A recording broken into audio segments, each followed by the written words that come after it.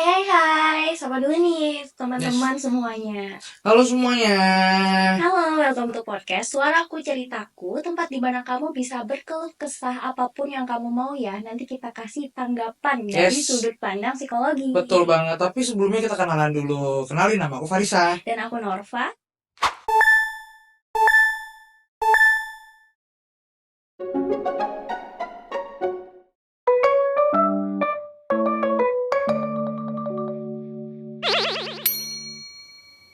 Nah, Norva, ini episode pertama kita banget nih. Ya, jadi di episode pertama ini banyak banget curhatan yang masuk. Nanti kita Yes, bakal bacain sesuai dengan kajian ilmiah ya. betul banget. Sesuai dengan apa ya, artikel-artikel Yang yang sudah kita sudah baca kita baca, tadi. kita pelajari. Pokoknya psikologi Betul. banget lah pokoknya. Betul, tapi kita santai, Kita pembawanya tetap santai aja, santai, sehingga diharapkan teman-teman juga yang melihat dan mendengarkan juga lebih bisa bisa meresapi dengan meresapi, baik. bisa masuk lah ya. Yes, Ya, betul.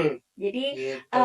ngomongin ya soal episode pertama ini. Nah, Ya, ada satu curhatan yang masuk, nanti aku bacain. Pokoknya dia tuh membahas tentang perkuliahan. Karena oke. dalam hidup ini ya, Mm-mm, eh, ngomongin soal hidup pasti mm-mm. erat kaitannya dengan masalah-masalah. Betul. Dan dari masalah-masalah itu Mm, pasti juga erat kaitannya sama kesehatan mental. Nah, betul. dari Farisa sendiri nih, Mm. gimana keadaan kesehatan mental kamu hari ini? Alhamdulillah cukup baik teman-teman, cukup baik Norva, alhamdulillah, karena bagaimanapun kembali lagi ya tadi yang sudah Norva sebutkan bahwasannya memang di dalam menjalani kehidupan tuh kita berdampingan dengan masalah Hmm. gitu. Ya, kalaunya kayak gitu, mungkin ada tips nggak nih dari Farisa? Setiap Hmm. hari itu kamu apa aja sih yang kamu rasain dan cara kamu mengatasinya? Kalau aku sih pasti bersyukur ya. Setiap Bersyukur, hari harus tetap bersyukur, harus mindful gitu. mindfulness Iya, ya, mindfulness ya teman-teman ya. Mungkin karena memang kebetulan beberapa waktu lalu itu aku tuh habis ikut pelatihan gitu. pelatihan. Ikut pelatihan dan kebetulan aku juga bersama teman-teman itu habis memberikan pelatihan juga. Jadi aku dapat pelatihan, aku Dapat. menerapkan Oh di iya, diterapin juga. pelatihan yang Mm-mm. sudah aku rancang bersama teman-teman, dan kebetulan memang ternyata the power of bersyukur itu sangat besar gitu dalam menjalani kehidupan sehari-hari, karena kembali lagi kita hidup berdampingan dengan masalah gitu Gitu. gitu. Nah, kalau kamu caranya bersyukur ya atas Yes, masalah-masalah. yes. Kamu gak mau nanya kabar aku nih? Aku juga pengen didengar tahu. Oke, oke. Kalau kamu sendiri kabarnya gimana, Norma? Kalau aku sendiri ya, Heeh, aku sih alhamdulillah baik ya secara oke. fisik, secara mental Mm-mm. ya aku ngerasa fine-fine aja. Tapi kadang Alhamdulillah. karena sekarang ini aku karena banyak tugas ya mau UAS juga ya kan Mm-mm. mahasiswa. Oke. Iya ini banyak-banyak UAS ya gitu. Pokoknya Mm-mm. kayak aku ngerasa capek aja sih, capek. Oh, gitu. Kadang capek kalau banyak deadline. Aku Mm-mm. ngerasa kayak duh aku nggak sanggup gitu. Oke. Kok rasanya tuh kayak burn out gitu. Oh, Bener gitu. kayak burnout ya. Kayak burn out gitu loh. Oke, oke. Tapi mungkin sebelum lebih jauh kita nanti, tadi aku menarik sih, Norva bilang kalau burnout gitu ya. Sebelum lebih jauh membahas masalah burnout, mungkin nanti teman-teman kita akan bahas. Sebelumnya mungkin teman-teman harus tahu juga bahwa namanya masalah hidup itu pasti punya dampak positif maupun negatif gitu kali ya. Cuman memang kalau dilihat ya di masyarakat itu lebih banyak yang digembar-gemborkan itu masalah dampak negatifnya Dampak negatif gitu. ya, padahal ada dampak negatif dan dampak Yes, positifnya betul juga ya. banget. Kalau ngomongin soal dampak negatif nih, tadi kan aku membahas aku lagi burnout. Aku pengen Mm-mm. tahu nih, aku nih di saat burnout itu ada nggak sih Mm-mm. dampak negatifnya gitu. Oke. Tapi jangan dijawab dulu ya pertanyaan aku. Oke, oke. Tadi aku nanya dampak negatif, positif segala Heeh, macam ya. heeh. Mungkin kita bisa membahas ke Yes. apa itu burnout dulu. Tapi Yes. sebelumnya aku mau bacain nih ada curhatan yang masuk dari inisial E 24 tahun. Jadi aku mau Oke. bacain dulu. Lagi capek banget, banget banget, sedang Mm-mm, berada di fase yang dituntut deadline, mm-mm. ekspektasi orang tua, tapi di satu sisi juga harus profesional jadi seorang new mom. Oke. Ini bukan masalah soal pilihan, tapi harus berjalan dengan seimbang. Mm-mm, Makanya lagi ngerasa capek banget, jangankan basa-basi membahas relasi mm-mm. katanya. Untuk me time pun aku tuh belum ada waktunya. Aku Oke. nggak bisa ngorbanin keduanya. Yang bisa aku korbanin yaitu tenaga dan pikiranku. Mm. Dengan berusaha menjalani dengan baik setiap harinya, well aku tahu ini hanya sementara. Setelah badai akan datang pasti hal yang baik ya. Aku hanya perlu menjalaninya dengan baik. Meskipun aku tidak menyandang gelar kumlot bagi keduanya. Dengan kondisi mental yang pernah gelap, saat ini cukup tentang meski saat ini cukup terang meski tertatih setiap harinya. Oke. Kadang iri dengan mereka yang masih memiliki waktu luang untuk diri mereka sendiri. Tapi aku sangat bangga dengan diriku saat ini. Dengan letih ini, tapi aku masih terus berjalan. Aku hebat ya. Semangat ya untuk kalian walau kadang capek. Istirahat sebentar itu nggak apa-apa kok. Tidak perlu sempurna, hanya perlu bertahan. Jadi hari ini mental healthku cukup baik kok. Hanya lagi capek, fisik, pikiran, dan juga perasaan. Yang kalau dijabarkan bisa jadi novel katanya. Wah, terima kasih. Gitu. Wow. Itu dari Saul, nggak tahu ya ini inisial loh. Heeh. Dari inisial 24 tahun. Nah, curhatan teman kita ini menurut aku benar-benar bisa bikin kamu Ini rasa capeknya. Apalagi dia itu jadi mm, seorang nyumam juga, terus banyak tuntutan pekerjaan dan juga dia nggak punya iya. waktu buat me time. Iya, tapi kembali lagi ya, tadi kalau aku dengarkan dan aku lihat tadi, terima kasih ya untuk teman-teman di belakang ya, sudah menampung banyak Curhatan. curhatan gitu ya. Tapi kalau aku lihat memang dia ini tetap mau berusaha. Dia struggling banget dengan kehidupan dia, walaupun memang banyak sekali tadi sudah dia sebutkan ya, selain jadi new mom dia juga juga bergelut di apa akademik juga ya, Mm-mm. lagi menjalani proses pendidikan. Dia tetap terus terus menjalani Bertahan. itu gitu Mm-mm. loh. Tadi dia ada satu kalimat yang menurutku sangat touching banget ya. Itu adalah dengan letih ini tapi aku tetap terus berjalan. Walaupun memang nggak sempurna, tapi aku harus tetap bertahan. Itu Iya. itu, itu sangat menyentuh loh. Iya, Iya dan nggak sih aku juga teman-teman? mau mengutip nih ada quotes Heeh, dari dia yang dia bilang tadi, iya. yang kita butuhin itu cuma percaya kalau Yes. semuanya bakal membaik pelan-pelan. Iya, bener Itu banget. perlu di-highlight ya. Itu harus di-highlight Iya, teman-teman. Itu bisa jadi pembelajaran untuk kita semua yang ada di sini juga gitu loh. iya, Bahwa tidak ada salahnya juga untuk istirahat gitu. Kita iya. nikmati semua prosesnya, proses enak nggak enaknya gitu ya kasarannya ya. Karena itu bagian dari hidup kita juga gitu loh. Iya, Yang penting kita harus tetap berjalan ke depan gitu, step betul. forward gitu kan. Oke. Nah, membahas soal soal apa soal inisial E ini Yes. ya. Ngomong-ngomong, apakah dia bisa dikategorikan sebagai orang yang mungkin terkena burnout atau bagaimana? Oke.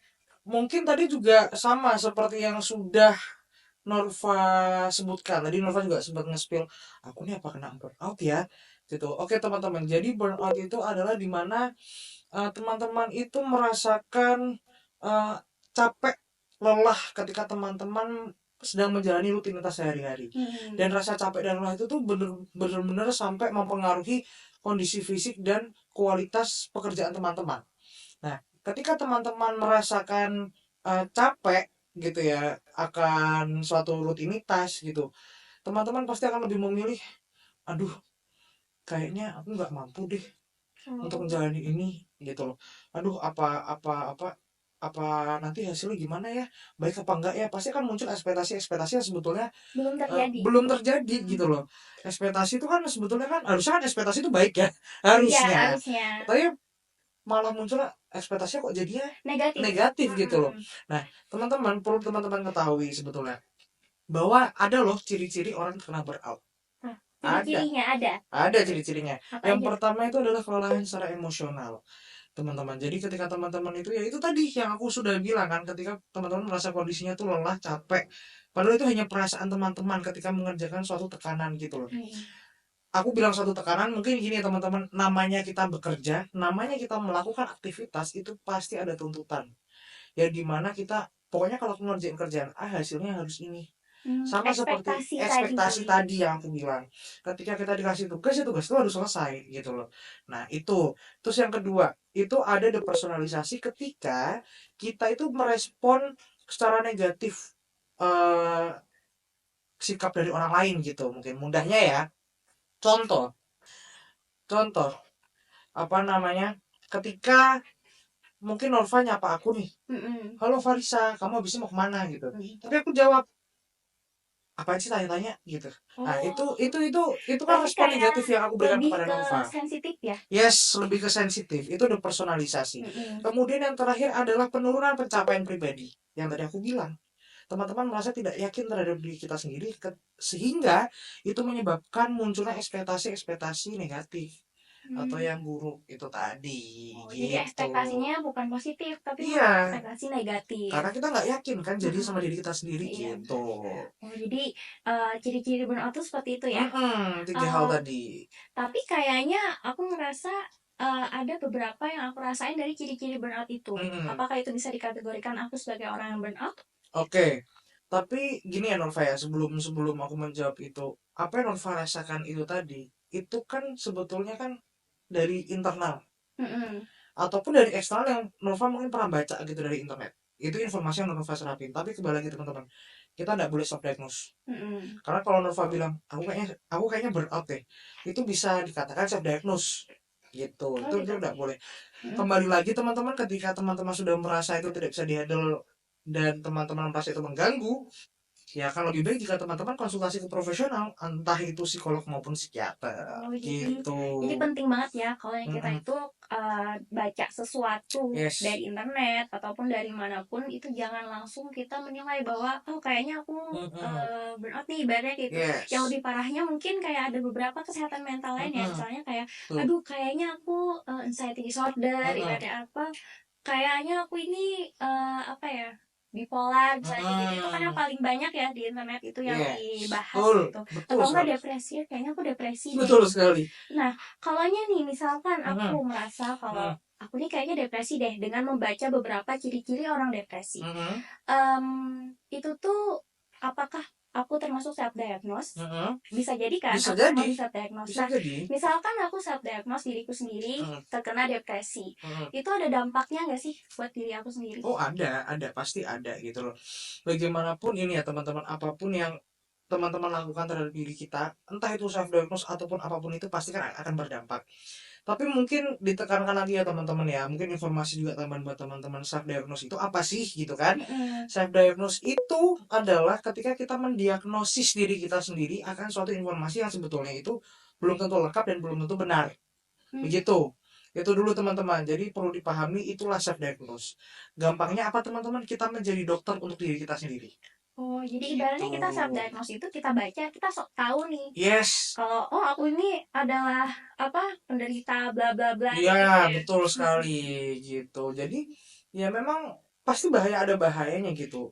Bahaya untuk kita bisa miskonsepsi ataupun kita bisa merasakan hal yang sebetulnya itu tidak benar gitu. Mm-mm. Contohnya nih tadi itu ketika kita mungkin kita merasa apa kok ini saya ya karena ciri-ciri bla bla bla bla itu ya. Dan nanti kita mungkin akan bahas lagi lah ya. Nah, itu akan bahaya bagi diri kita sendiri karena akan memunculkan perilaku maladaptif. Maladaptif itu apa ya? Perilaku yang sebetulnya tidak sesuai gitu. Mm-mm. Perilaku-perilaku yang seharusnya tidak kita lakukan karena itu bukan peruntukannya Mm-mm. gitu.